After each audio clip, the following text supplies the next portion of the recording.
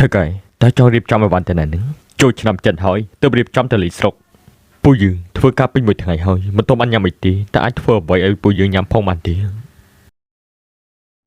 Bùi dương, bạn riêng trong vạn hỏi không ai thua một hộp tí. Trâm tự mi pi chan vào, các bạn hỏi.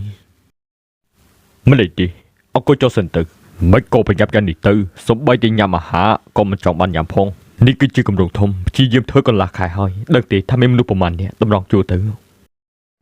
បងកំពុងធ្វើនឹងឆុងមីទៅមិនមើលមកទេឡានក្រុងគេចិត្តចាញ់ហើយ មានភ្ញៀវពីរនាក់សុំឲ្យបងធ្វើមើលទៅពួកគេឃ្លានណាស់ហើយ បងកំពុងគិតអីនឹងឡានក្រុងចិត្តចាញ់ហើយបងមិនប្រញាប់ទេនៅមានពេលមកធ្វើមីឲ្យគេទៀត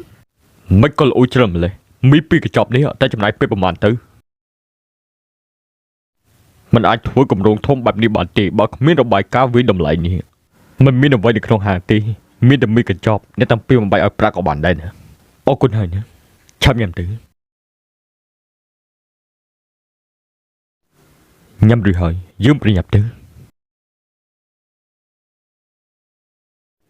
តើបងកំពុងមើលអីប្រញាប់ឡើងទៅ ពួកគេដូចជាភ្លេចរបស់ហើយ ក្រតែជាក្រដាស់ដាក់មកធ្វើពួកគាត់ទៅពួកយើងប្រញាប់ផង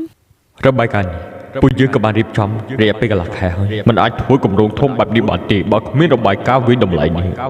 ដាក់នៅមុខទ្វារបើបាត់បង់ទៅធ្វើមិនទៅរងចាំពួកគាត់សិន ត្រូវរងចាំទៀតហើយសម្បត្តិរបស់យើងមានពេលតែ2ម៉ោងទៀតទេ ឲ្យរបាយការណ៍នោះមកខ្ញុំមក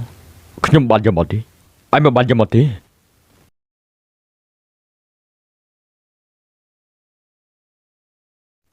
ថើកែខ្ញុំបានផ្លែឯកសារទីនេះតែបានឃើញទីនេះខ្ញុំបានអង្គុយចាំលោកនៅទីនេះយូរហើយមិនក៏ទើបត្រឡប់មកវិញអាយ៉ាសំណាងហើយដែលមិនបាន ដោយសារតែរងចាំអ្នកទាំងពីរកុំឲ្យពួកយើងបាត់ទ្វារទៅផ្ទះហើយដឹងទេឡានកំពុងតែរងចាំ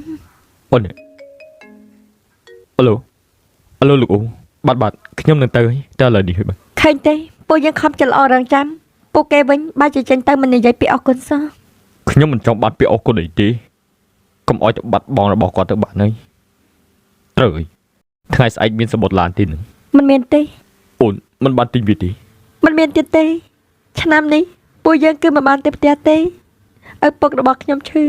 ខ្ញុំគ្រាន់តែចង់ទៅមើលគាត់នៅក្នុងពេលចូលចាំចិននេះវាបានប្រយាពេលដោយសារតែបងលុយអាចរកបានតែគ្រួសាររកមិនបានទេ